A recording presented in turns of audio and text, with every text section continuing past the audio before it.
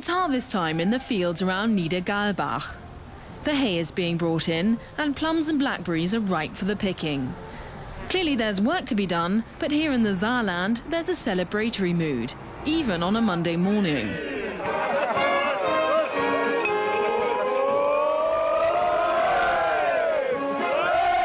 Right where the action is, there's Peter Müller. But for the CDU state premier, it's really more work than play. This coming Sunday, he's up for re-election. But his party is expected to lose the absolute majority. In the last few days, things seem to be going from bad to worse.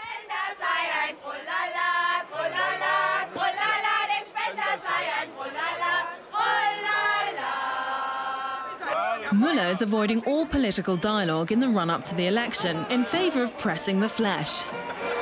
He's also taking the opportunity to promise funding for projects that have long been waiting for state support. I've brought a little envelope with me. I guarantee that what's in here has nothing to do with the state treasury. I'm sure the Constitutional Court will have a field day with that, and I couldn't care less. But the people of Niedergalbach aren't in the least bothered by Müller's breezy attitude. Personal popularity has a long tradition in the Saarland, where, after all, only 1 million people live. It's right on the border with France, where the food is good and the forest dense. All that separates Obergalbach from Niedergalbach is 2 kilometers, and the German-French border. Even on the French side, German is spoken as well as the regional dialect. Are the people of the two regions different from each other? What do you think? No, just the opposite.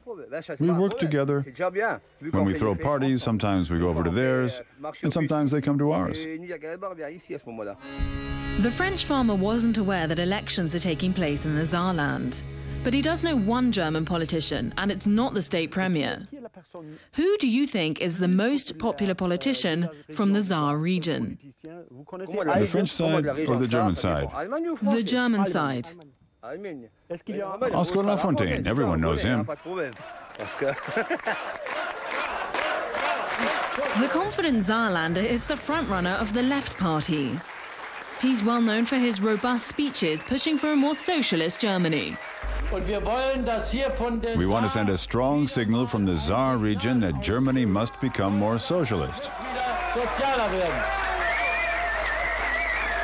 For 13 years, Lafontaine led the Saarland as the SPD state premier.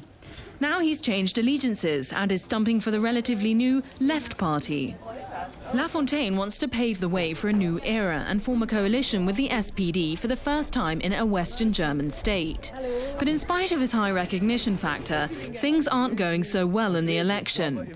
His rough-and-tumble manner is seen as belonging to another era, something like the coal industry.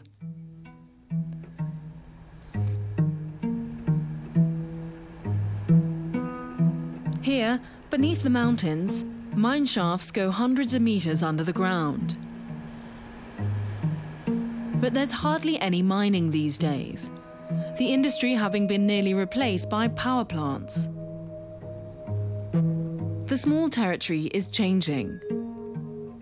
Modern technology is in demand, and perhaps, along with it, a more modern political style.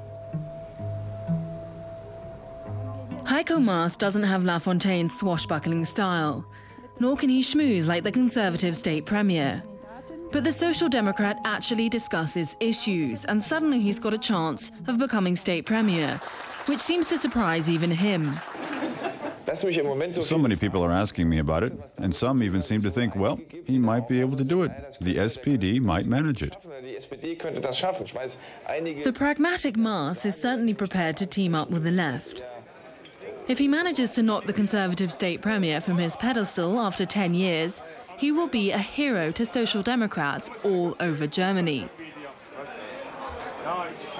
With the parliamentary elections just a month away, the SPD urgently needs a success, even if it's only in the tiny Saarland.